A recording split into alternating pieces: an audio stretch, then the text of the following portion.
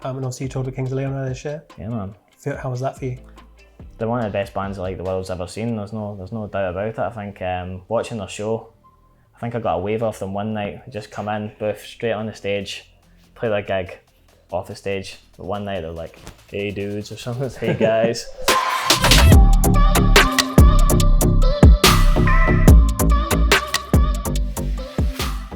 Hello, I'm Ali, and I'm here with Jack from the Snuts for the latest in NME's In Conversation series. How are you today, man? Magical. How's yourself? Yeah, really good, cheers. New album, Burn the Empire, Yeah, it's done. Started releasing songs. Like, how are you kind of feeling about this whole era? Yeah, it's good. It's exciting. I think this time round, with our first record, we didn't actually get a chance to tour it as it was coming out. So this time it's been great, releasing singles and feeling, what people actually think about your songs, that organic, classic way on a stage in front of a crowd. And this record for me is really exciting because I think all the songs that I love the most on the record aren't coming out as singles. Sure. Which is like a dream. When you're making a record, I think you get to save that and kind of share that as the record comes out. So yeah, it's exciting, man. Yeah, obviously you've been playing shows and stuff. Like, how the new stuff going down? Yeah, good. I think we've been very lucky. A kind of core fan base that we've had. They've kind of watched us evolve almost with every song. As a band, we like to try and make something new with every song that we do, and they've been quite accepting of that fact. So every time we do something that we feel, could be a bit left field, people can embrace it. So we're really lucky that way. Amazing, yeah, because obviously your debut kind of went to #1. Yeah, were you kind of expecting, I guess, that sort of success and that reaction? I think it was certainly a goal. We've been doing it for so long and making so much music on our own as kids. Growing up, I think as a record, we wanted it to achieve what we wanted it to achieve when we were young kids. So it was exciting to be able to do that, and I think it was great for guitar music at the time as well. A lot of bands at that time as well were starting to do it. I just think it's a good statement. I think guitar music exists so well in the live environment, and I think it's starting to kind of lag behind, in the mainstream. So it's nice to feel like a part of that for sure. But yeah, man. Definitely. I mean, why do you think it kind of resonated with people so much? I think people just believed the record. I think that's what I've tried to do with this second record as well. I think be as honest as possible. I think it's great being able to take risks and stuff like that, which we did do on the first record as well. But I think just try to connect with people on a really simple kind of emotional level. Or just kind of write songs about the society that we live in, and where we come from, and if people are very similar, doesn't matter where they come from in this country, which I think can be good. So yeah, just connecting on an emotional level is why I think that record did well. Was it kind of tough, like obviously releasing that record and the only kind of feedback you got was like how many copies it had sold and not kind of, I guess, seeing it kind of resonate with people? Yeah, I think we were quite lucky because as it was happening, the whole world was living online and stuff like that, and we were, the only connection we had with, the listeners to our music and fans was that online connection. And I think that's something that actually really worked for the record. We were able to have a dialogue, with people that maybe sometimes you don't actually get the opportunity to have on stage and stuff like that. So it was just a different method. I do think it was nice, being able to put something out in a time where there wasn't a lot of things happening that wasn't negative. So yeah, that was kind of nice. I'm kind of grateful for those things that happened that way. Amazing. And kind of obviously it was, super successful. Like, did that add to the pressure going into the second record? Yeah, I think so. I think, again, like I keep saying it, but we were really lucky with the way the world worked out for us when, the whole world's going into this super depressing global pandemic, and we're kind of sitting there thinking, great, like we've got a second record to write and we're going to have the time to do that. So just, we managed to carve some space for ourselves just to go away, make the record, and I think, we spoke about it. We're lucky, we're really close friends, and we have been forever. And we spoke about the pressure that's inevitably going to come with a second record. We've watched all our favourite bands, going through this and us judging their second record like absolutely brutally, with no thought into like what's happening here, are they evolving or whatever, just going through the second record. So for us, we spoke about it like, let's not feel that pressure on this record, let's just go and make the music. Like it should be really that simple. Just make the music, don't feel the pressure, be creative, and just get out of our comfort zone again. That's when we're at our happiest, when we're making music. We're lucky enough to meet two producers who, Nat and Coffee, Detonating Coffee, and they'd never really worked a lot of bands before. I don't think they'd ever worked a band, and that's something that really excited us, but also put us right out of our comfort zone. So no, it was no pressure, man, just straight in, music, and then just fingers crossed, like, is this going to be good? Yeah, I mean, where was your kind of confidence levels? Kind of mid, like where they always are, you know, not too, not too confident, but also, you know, just, you know, we know, I think we've been lucky enough to have the right feedback from the live environment that, you know, it keeps us spurred on as a band. So, you know, people like this and they want more of it. I think, you know, getting a number one record, I'm pretty cynical, and I don't think I ever felt how I hoped the number one record would feel. You know, you think number one record, my life's going to change, but I don't think your life really ever changes. And it's quickly like that, you know, as a band. So no, confidence was good, just in the fact that, you know, we've got so much time to make music here, and we love making music, you know. Amazing. So how different is kind of Burn the Empire to what's come before, would you say? I think, again, like I said earlier on, I think we're a bit lucky because between songs we do bounce between styles. I don't think it's something we've ever done deliberately. I think just we've always had the intention of not putting ourselves in a box, you know, in a jangly indie guitar band box. If we know it's been done, we loved it, you know, we do love it, we loved it growing up, but it's never a box we wanted to be put in. And I think that's what's kind of driven us to make music that's kind of like sonically challenging at times. But yeah, the new record's just bonkers all the way through it, which I love about it. You know, there's a lot of frustration in the record, there's a lot of love, there's a lot of hope. It's really personal to us, but it's also it's fully kind of commentary, it's descriptive. I think it just touches a lot of places that we've always wanted to touch as a band. And I think, you know, having the success of the first albums allowed us to be brave enough, in a sense, to just go there and do some of those things musically that probably seem quite off-putting for a lot of bands. Yeah. When you're in the studio, is it a case of, does that kind of pushing yourself come naturally, or have you got to be like, we've done this, we need to do something different? Yeah, I think so. I think just being super open. Yeah.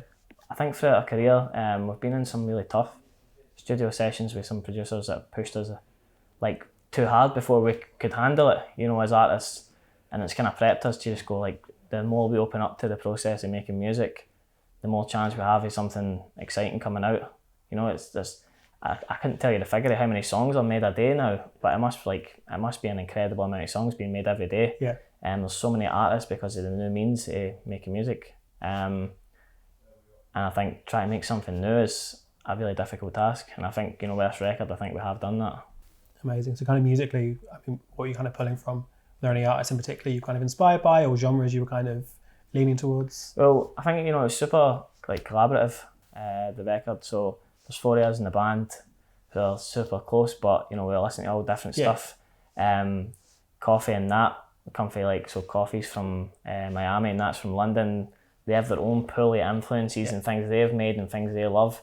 So everything in the room just smashing together. It was just like, you know, a big, can I swear in this? Yeah. It's like a big fucking atom bomb of like just people's influences for different places. So we're listening to like kind of Chemical Brothers, but also like just like super cheesy stuff as well, like super cheesy pop stuff. I listen to a lot of rap music. But just try, I think just not putting, I think you end up putting yourself in a box when you're making music nowadays, just out of the fear of not fitting in anywhere. Yeah. And I don't think we've ever really fitted in musically anyway. So I don't think there's a reason for us to start now, kind of thing. Was the idea? Yeah, definitely. Are there any bands that kind of do that then? That kind of, I guess, kind of forge their own trail that you kind of find inspiring? Yeah, man. Like we kind of spoke earlier, like Arctic Monkeys. But I think what's kind of cool, like Arctic Monkeys are a good example. They managed to stay like, it's like razor sharp cool all the way through what they do. But you know, they evolve in a way that people understand. I think, which I think is important. I think that's something we're trying to do. I'm like a big Bob Dylan fan, and he evolved rapidly throughout like his 70 odd albums or something. But I think, you know, he did that at a pace where people didn't understand it. So I think it's just try to find that balance as well, what we're doing, if that makes sense. Yeah, I guess that thing where you kind of want it to make sense for your fans. It's not like, oh, suddenly we're a dance band. Yeah, that's it. And I think I think I've watched that happen when I've been younger and not really necessarily tried to understand musicality, because you don't do that as a listener. You know, you're not trying to think, oh, this, how great does that guitar part sound? You know, it's so unique. It's just like, how does this feel to me as a song? So I think on this record especially, we've tried to make sure that yes, there's definitely like risks being taken musically and sonically and the topics we're doing, but as songs, do these still work?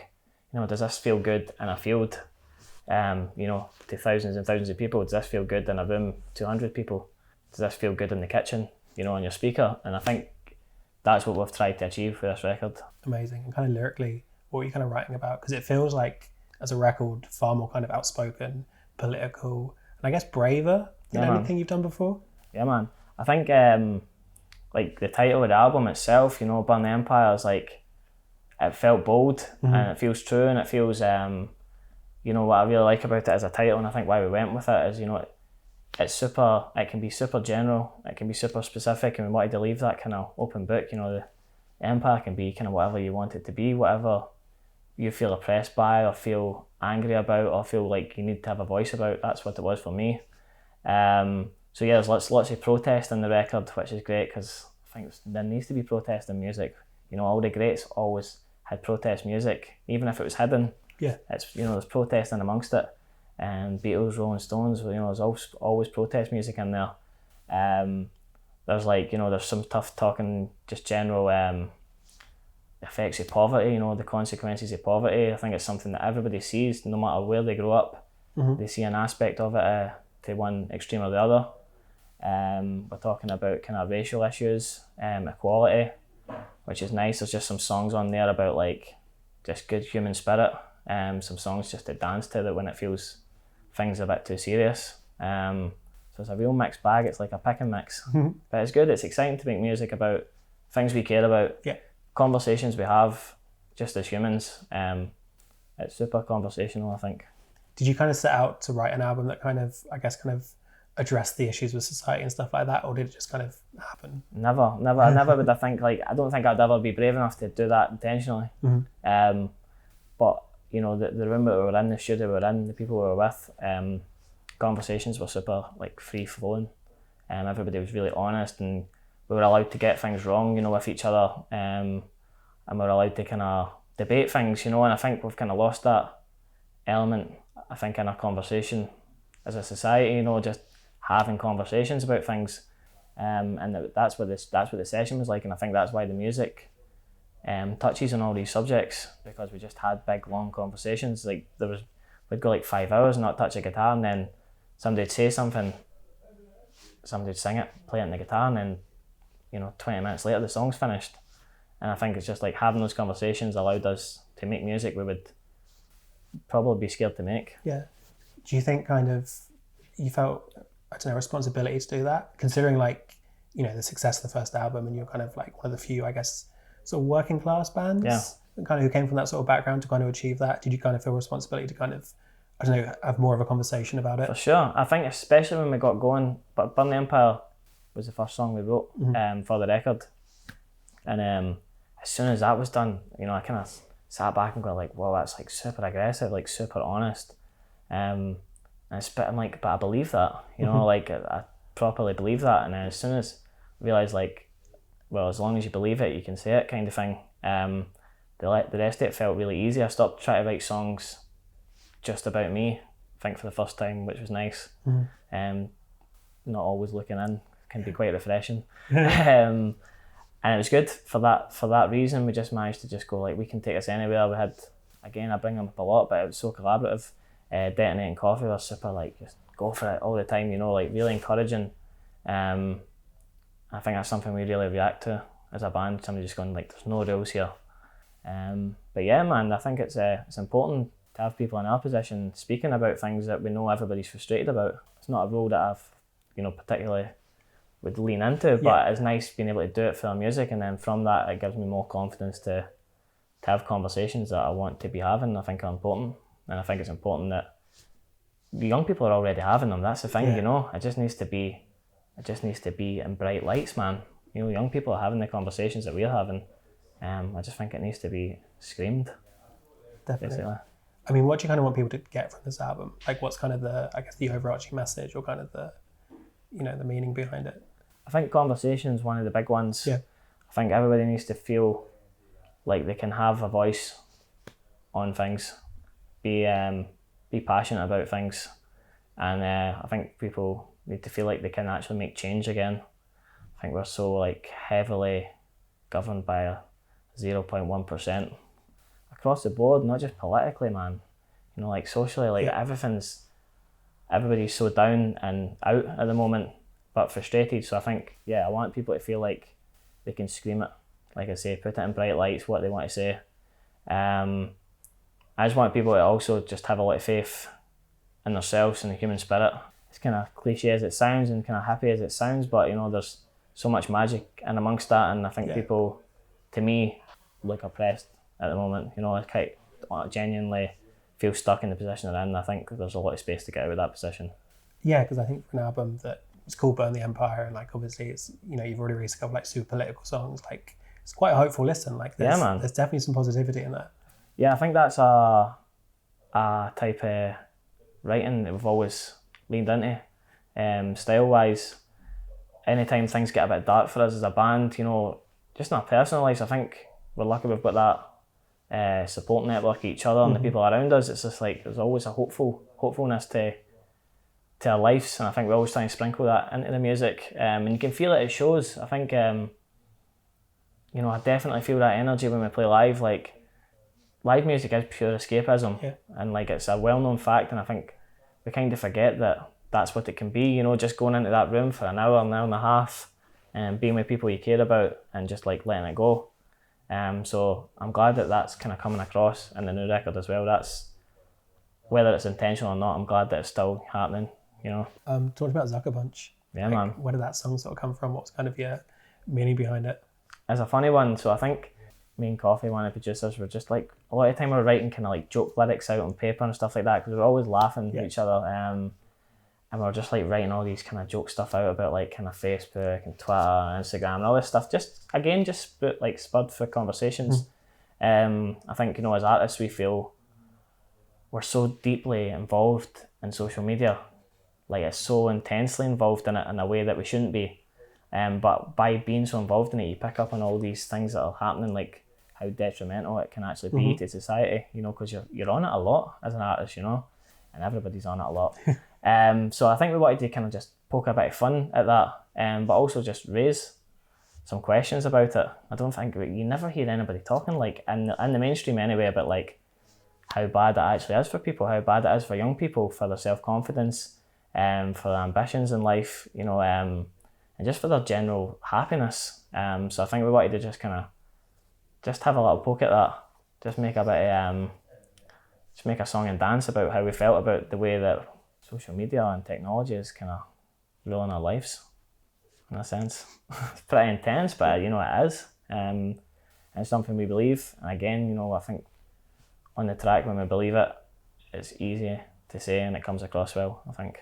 Yeah, I guess that thing, like, if it's true, you can't really argue with it. Yeah, man. And I think it's like, it's a funny one, social media, because I don't know if we really are ready to talk about it yet, if we're ready to get to know what's going on with social media. I think it's one of these things that we're going to talk about in like 25 years in our textbooks and stuff like that, you know. I think we're going to really feel the impact of it.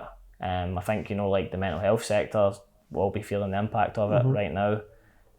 But again, with that song, when I put it out, I felt that people weren't ready to talk about it, which is cool, man.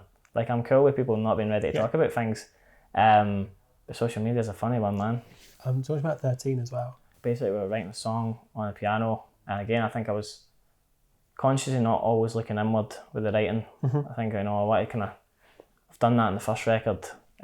So I wanted to talk about a kind of situation that happened in our hometown involving someone we knew, and it ended up in someone's like life being taken, which was quite like, you know, it's a really serious thing for us to sing about, and it's something I'd never touched before, you know.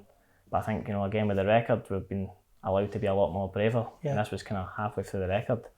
And I think what the songs kind of try to talk about is like the severe effects of inequality and like extreme poverty in the UK, and it's happening all across the UK, and how bad things can get, you know, if we allow that system to continue.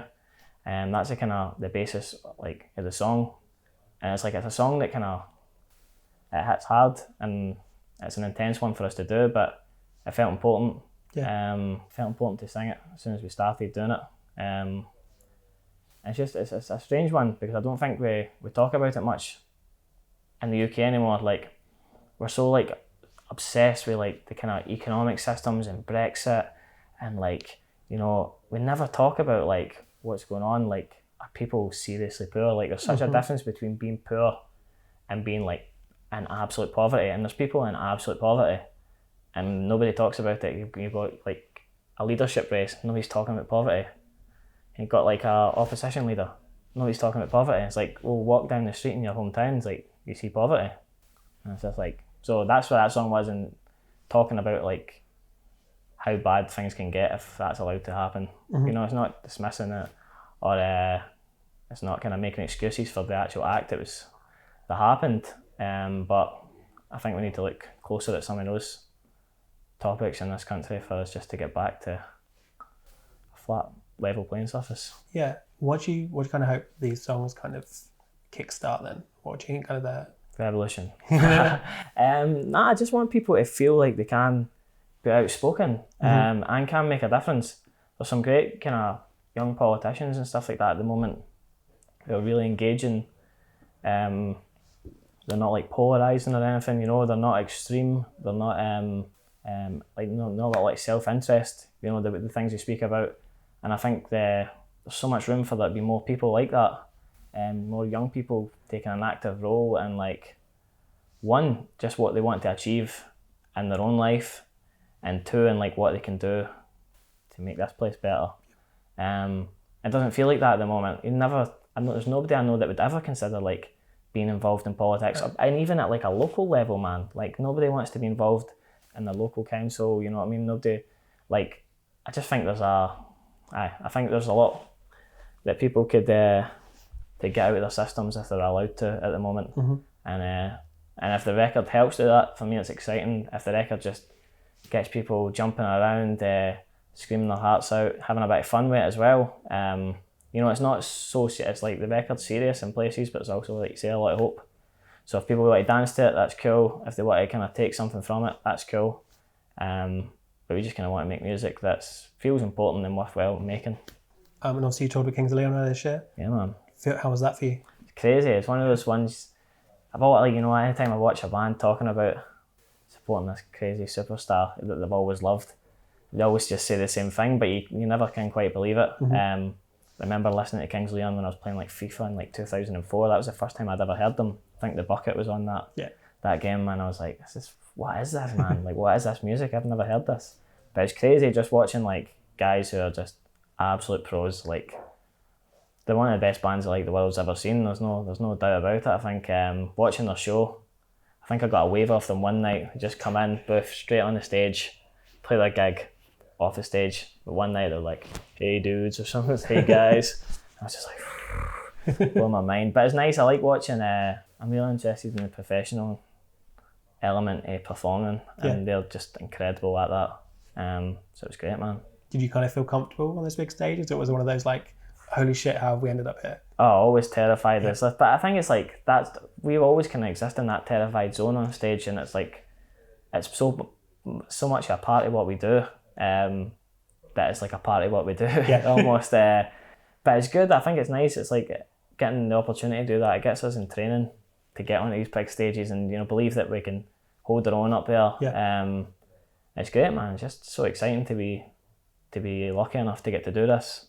And those are the kind of things that keeps us, like, you know, keeping our heads down and on the right track and trying to make something of this and something even more of it. Yeah, because speaking of which, you got the UK tour later this year. Yeah, man. How are you feeling about that? Great. Touring's been, like, gigs as a whole in the last couple of years have been so hard to work out what's going on. At first it's like, we've got gigs, right, they're away again, they're back, then like, oh, they're rescheduled for years and stuff like that. And I didn't want our gigs to feel like a pressure for people. So we like made sure that we kept ticket prices same as they were, basically, you know, because I think by the time you're going to see somebody at an academy and it's like £35 or something for one ticket, and then the booking fee, they're probably like 19 quid now a booking fee or something. But it's just like, I want it to be affordable. It's like we're talking about, it's escapism, live music. So yeah, it's good, man. It's like, I think the whole tour will sell out. We've got like really exciting, big productions to do on this tour. We get to play the album, we get to play the first album as well. It's nice just to be able to mash 2 albums together and have some fun with it. But yeah, I just can't wait, man. Amazing. And I guess lastly, like, ambition-wise, where can you see this going? Well, we'd like to, we like to do things at the pace that we've always done things. So I'd love for us to be getting to these big arena venues. That's where we see ourselves playing our music. We've got lots of records left in us. We're writing all the time. We're just still excited by it. Yeah. We're not kind of beaten into submission. A lot of bands, it's just the way that it works, but a lot of bands end up beaten into submission pretty early, man. But we don't feel like that. We feel like we're going to do some really exciting things. We've got a lot of exciting ideas. We've got really good fans as well, which is, you never really get used to that sense, but we've got such great fans. Stadiums, arenas, galaxies, it's going to happen. Amazing, man. Well, thank you so much for taking the time. Thank you so much, man.